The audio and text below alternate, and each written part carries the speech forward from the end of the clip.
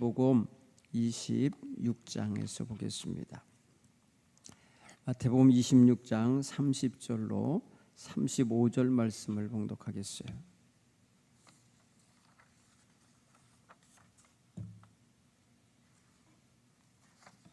신약성경 마태복음 26장 30절로 35절 말씀 교독하겠습니다. 이에 그들이 찬미하고 감람산으로 나아가니라.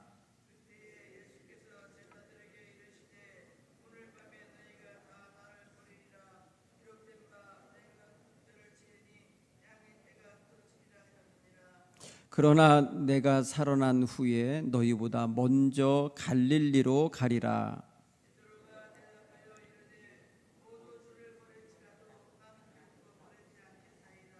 예수께서 이르시되 내가 진실로 네게 이르노니 오늘 밤 다굴기 전에 네가 세 번 나를 부인하리라.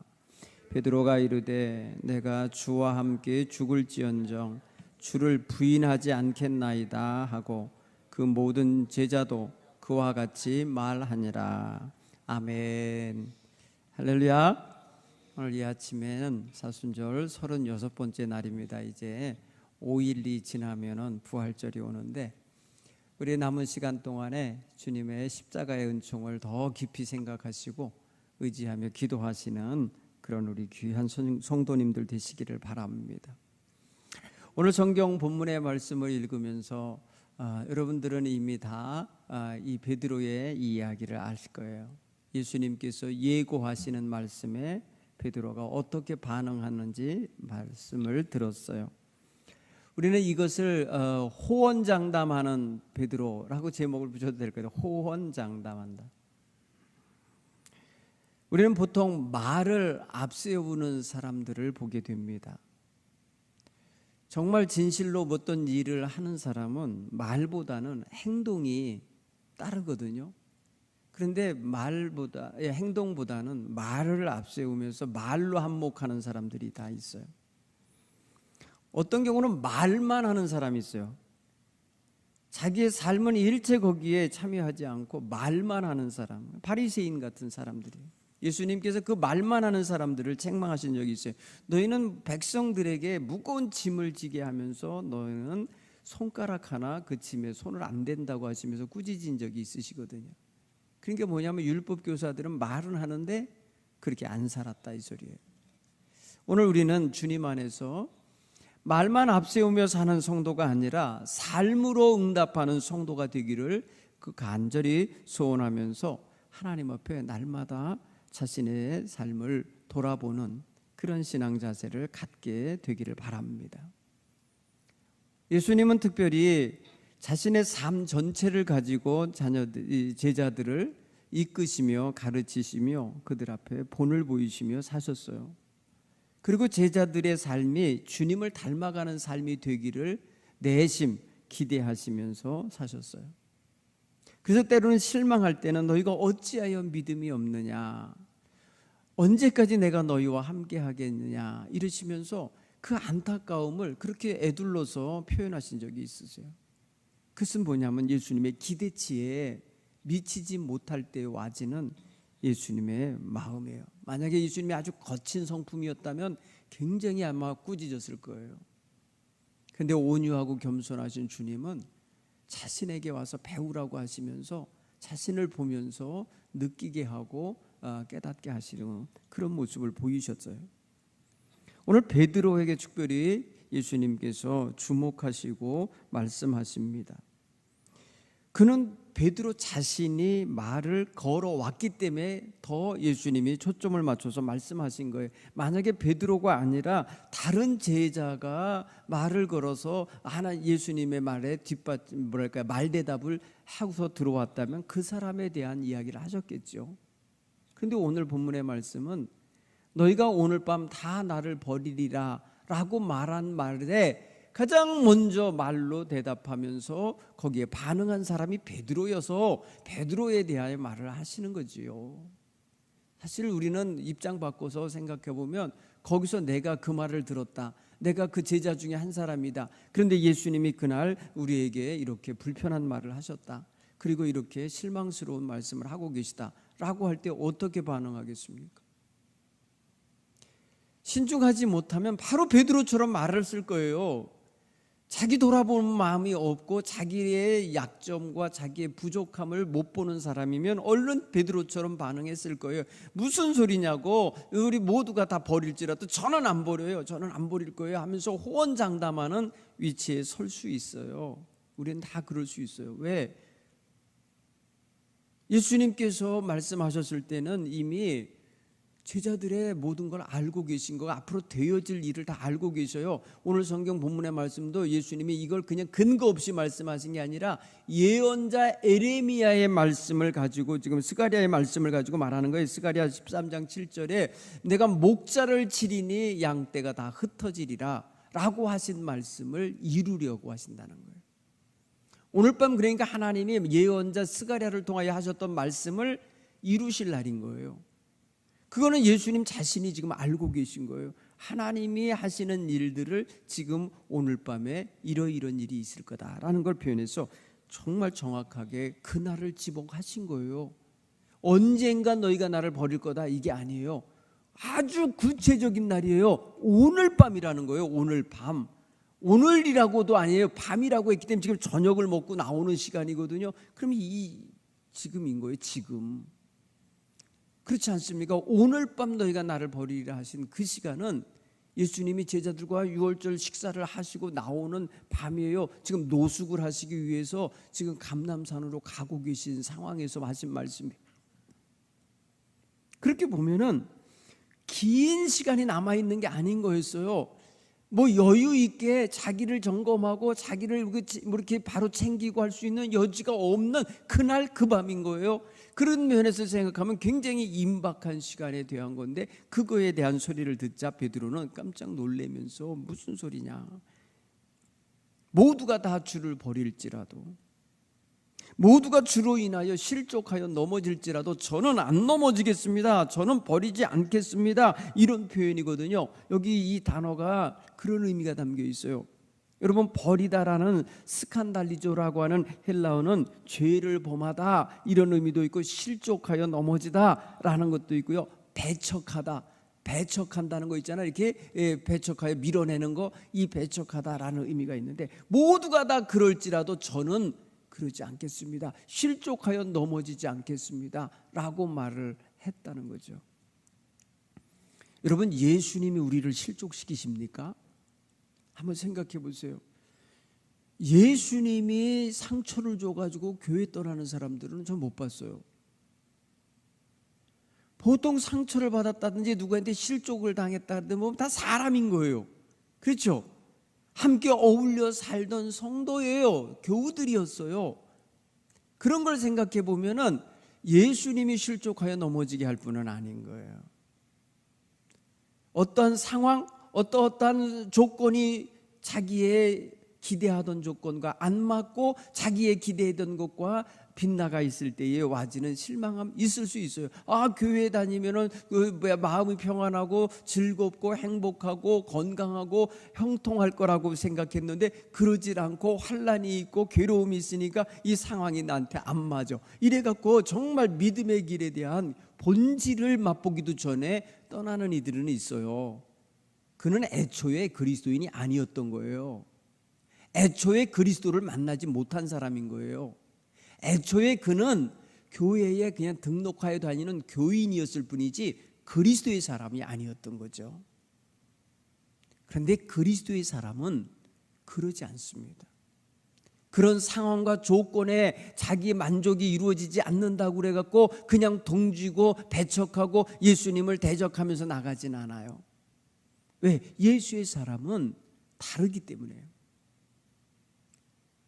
그런데 오늘 베드로가 말씀하면서 주여 나는 모든 사람이 주를 인하여 실족하여 넘어질지라도 나는 실족하여 넘어지지 않겠습니다 라고 했을 때 그 주님이 실족하는 원인을 제공하는 게 아니고 주님으로 인하여 벌어지는 상황, 주님이 체포되고 주님이 고난당하고 주님으로 인하여 환난이 밀려오는 이런 상황을 전제하여 말했다면은 그는 말 그대로 어떤 주님 때문에 어떤 일이 벌어져도 저는 주님 버리지 않겠습니다. 이런 의미로 읽혀지는 거죠.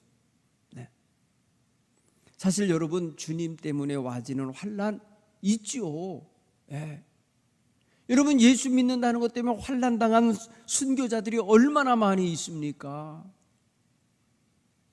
여러분, 지금 우리 시대에도 지금 공식적으로 국가적인 차원이나 이런 차원에서는 법적으로 뭐라고 하지 않죠. 종교의 자유가 있고 신앙의 자유가 있으니까. 그런데 개인이 가정으로 들어가거나 개인의 삶에 밀접하게 들어갔을 때는 상당히 환난을 당하면서 신앙생활을 유지하는 사람들이 꽤 많아요.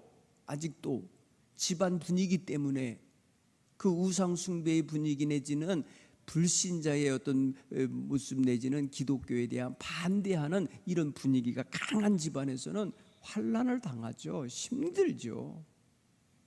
예수님으로 인하여 실족당할 상황이 막 벌어지는 거예요. 예수님으로 인하여 걸려 넘어지는 상황이 자꾸 벌어지는 것처럼 들리는 거예요. 물론 예수님 자신이 우리에게 그렇게 만드는 건 아닌데, 예수 믿는 사람들 때문에, 예수 믿는 사람들이 모인 교회가 소문이 안 좋고 뭐 어쩌고 하면서 비난이 가는 거죠. 여러분, 이럴 때에 신앙을 무너뜨리고 버리는 사람이 꽤 많아요. 여러분, 지금 코로나 때문에 교회 버린 사람 굉장히 많다는 거예요. 굉장히 많은 사람이 예수님 안에 안 계세요. 여러분, 그동안은 뭐 때문에 예수님을 믿었었는지를 망각하는 거예요. 네. 교회를 떠난 사람들은요, 지금 자기들 마음속에 예수님을 떠났다고 생각 안 합니다. 나는 예수는 믿고 있는데 교회가 싫은 거예요. 교회에 나오기를 싫어하는 거예요. 그러니까 예수님에게 비난의 코드를 전하진 않아요. 예수님에게 비난의 화살을 쏘진 않아요. 누구에게 그러냐? 교회 공동체에게, 교회에게 그렇게 하는 건 있어요. 여러분, 여기에서 바로 예수 믿는 공동체로 인하여 실족당할 수 있어요. 네. 교회에 실망할 수 있어요. 교회 다니는 사람에게, 때로는 목회자에게, 장로님들에게, 아니면 권사님들에게 상처받았다고 하면서 떠나는 일이 있어요. 속았다 그러면서. 네. 왜 속임수를 썼을까요? 그 수단과 방법을 가리지 아니하면서 목회를 했거나, 수단과 방법을 가리지 않고 전도를 했거나, 수단과 방법을 가리지 않고 평소에 인간관계를 하고 있었다는 뜻이겠죠. 예수 믿는 사람이 이게 뭐냐고. 예, 어제 제가 목사님하고 저녁 식사를 한 다음에 차 한잔 마시는데 그러시더라고요. 그 목사님이, 요새는 내가 환자들만 돌보는 게 아니라 환자의 보호자하고 간병인 사이에 갈등을 돌봐야 되는 일이 많이 벌어진다는 거예요. 간병인도 교인이고, 어느 교회 교인이고, 환자 보호자도 어느 교회 권사님이라는 거예요.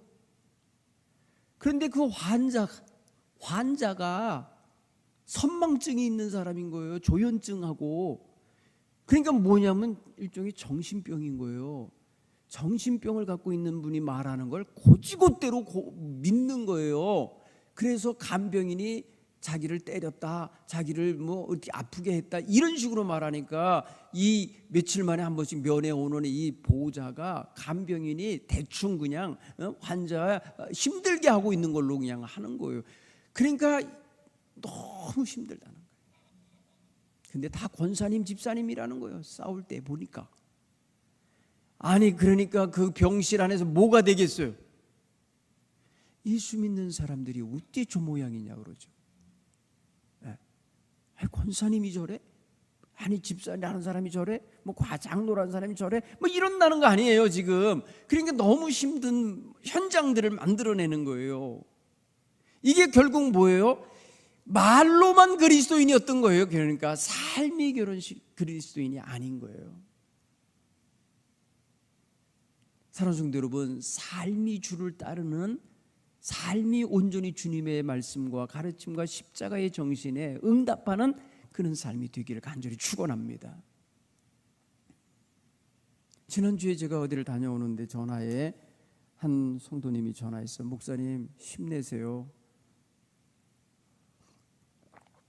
제가 기쁜 소식을 하나 전해드릴게요. 이 소식 들으면 목사님 힘나실 거예요. 그러더라고요. 그래서 심란해질 거예요? 아니면 힘이 날 거예요? 그랬어요.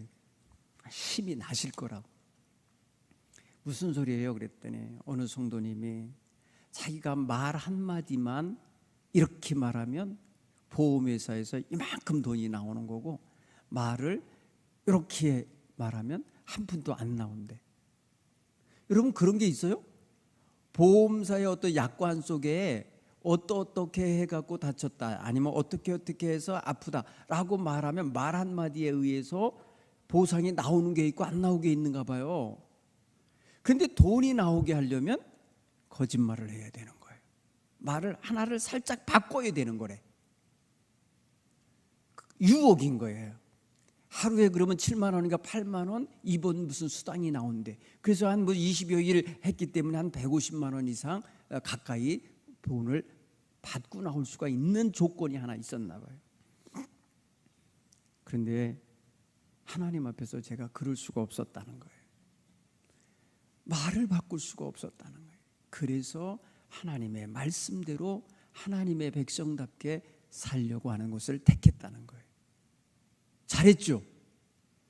그러면서 그분이 말씀하는 거예요. 목사님이 가르치신 대로 사는 성도가 나타나기 시작했어요. 그러면 아니 그전에도 있었을 텐데, 그런 소식을 듣고 목사님이 오셔서 온 새 신자인데 그분이 그렇게 살기를 결단했다고 그래요.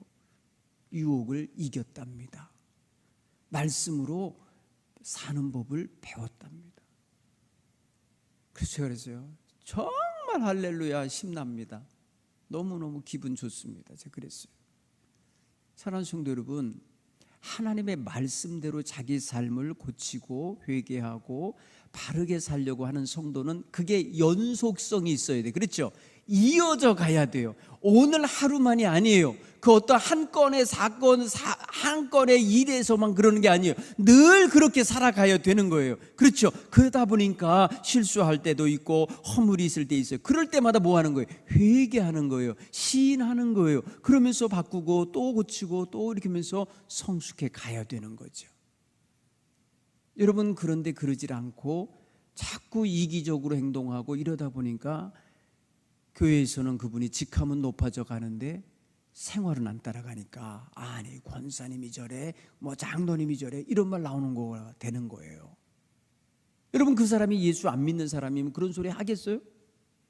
그 사람이 초신자면 그런 말 하겠어요? 결코 여러분, 주님의 사람이라고 자기 입으로 스스로 소문낼 수 있을 정도 되면은 삶이 책임이 져야 돼요. 삶을 책임성 있게 살아야 돼요. 자기가 누구라는 걸 밝히면 말이에요, 그렇게 살아내야 되는 거예요. 그게 굉장히 소중한 거예요.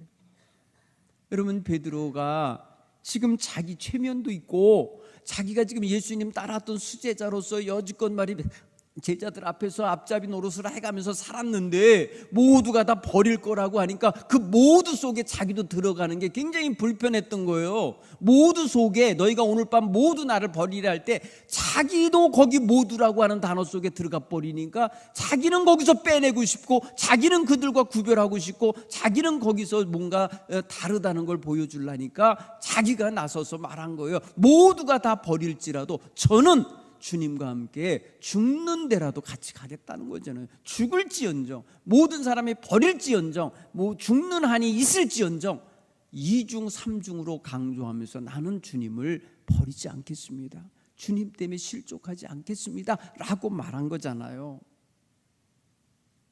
여러분, 모두라고 하는 말 속에 자기가 그냥 도매금으로 넘어가는 것 같은 느낌이 들 때에 사람들은 왜 모두냐고 할 수 있죠. 그렇죠?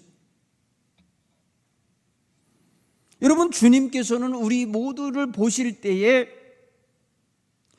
개개인의 모습도 보지만은 모두가 함께 이루어가는 공동체 보십니다.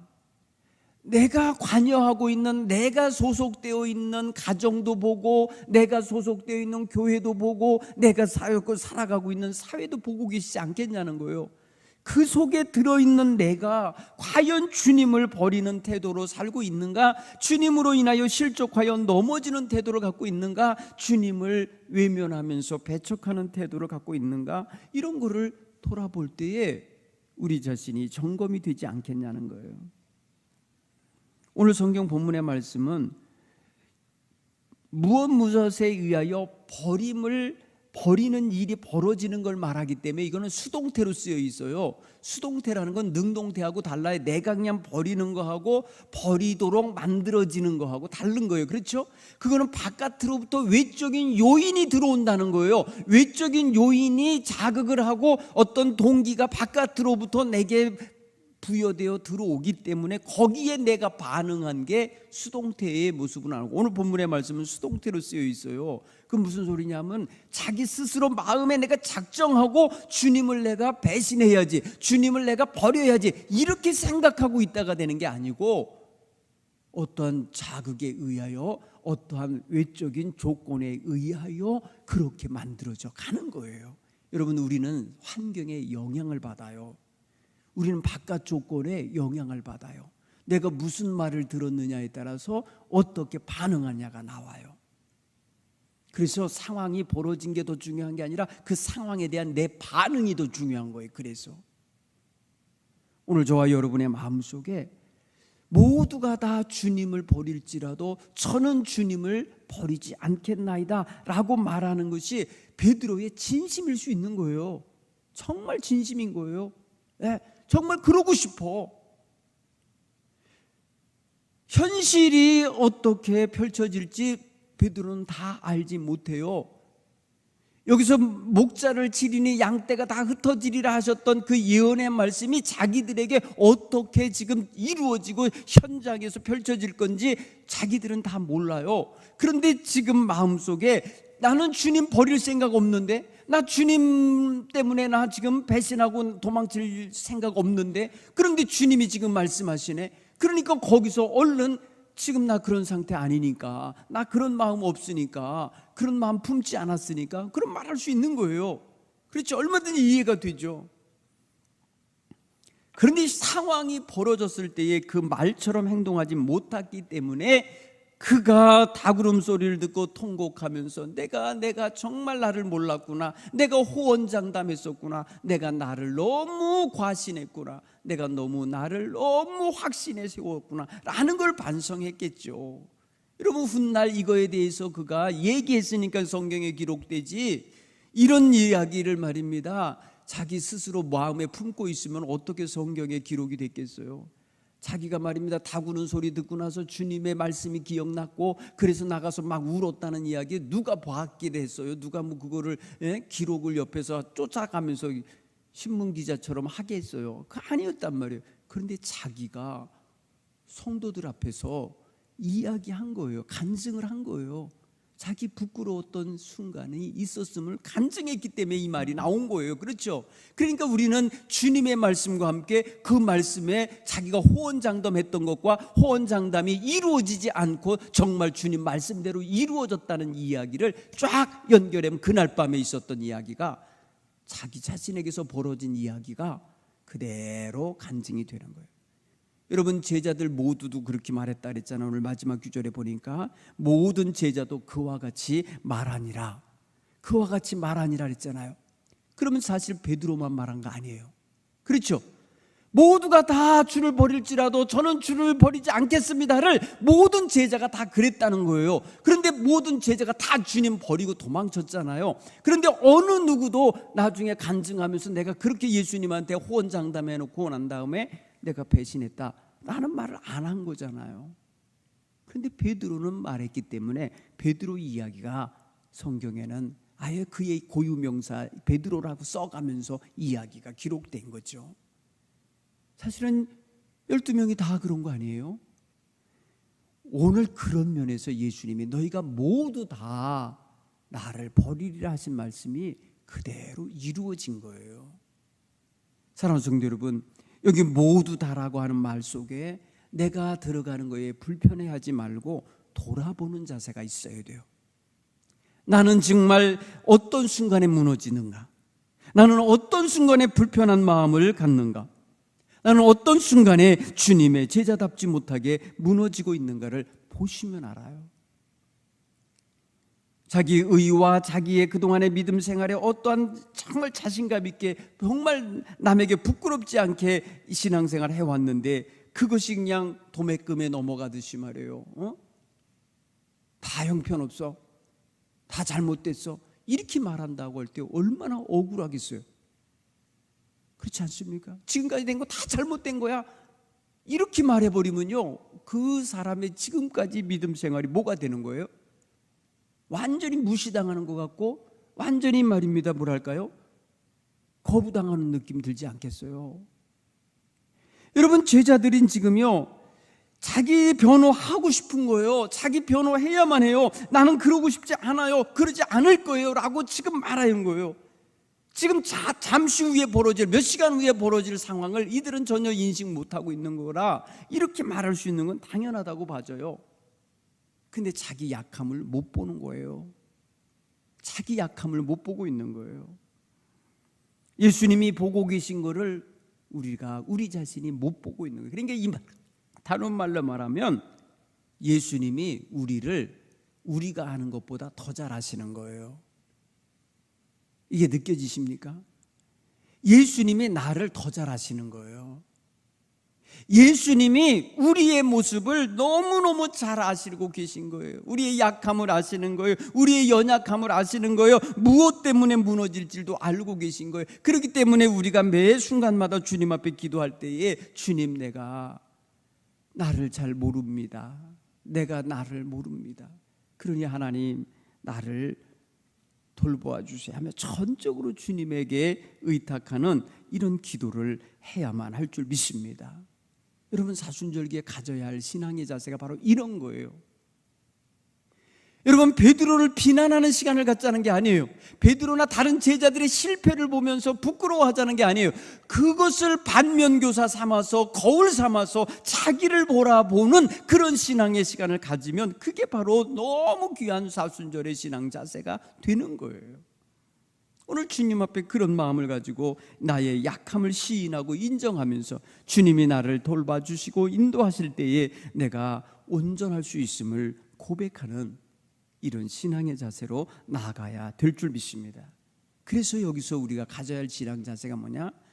늘 겸손한 자세예요. 여러분, 신앙생활 중에 진짜 멋진 신앙생활, 겸손한 신앙생활이에요. 겸손은 주님께서 가르치신 거. 나는 온유하고 겸손하니 내게 와서 배우라.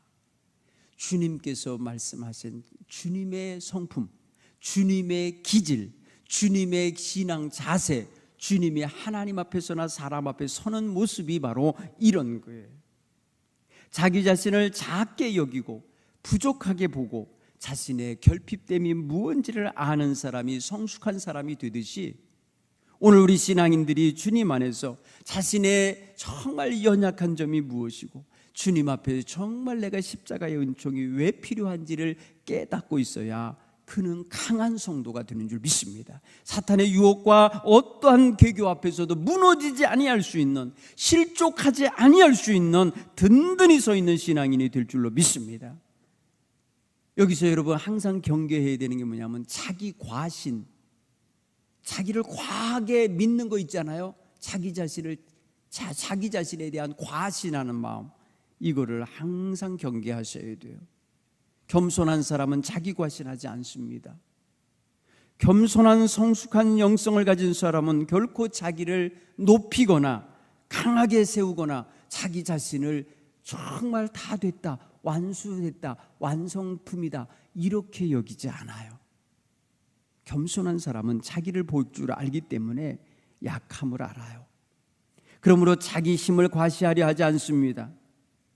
힘을 쓰는 자리가 바로 죄 짓는 자리입니다. 그래서 사람은 권력을 쥐어줘 보면 알 수 있다는 거예요. 힘 있는 자리에 갔을 때 어떤 태도를 보이느냐에 따라 그 사람을 알 수 있다는 거예요.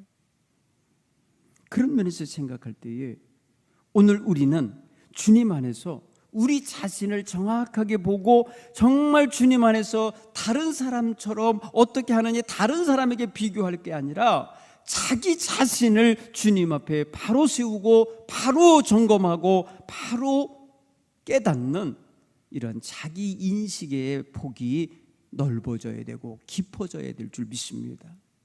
이런 성도가 멋진 성도, 이런 성도가 깊이 있는 영성을 담고 있는 성도입니다. 자신의 신앙과 자신의 생각과 자신의 의지를 과신하지 않기를 바랍니다. 그래서 겸손하고 진실하고 주님 안에서 삼가 조심하는 이런 믿음의 삶이 우리 모두에게서 펼쳐지게 되기를 간절히 축원합니다.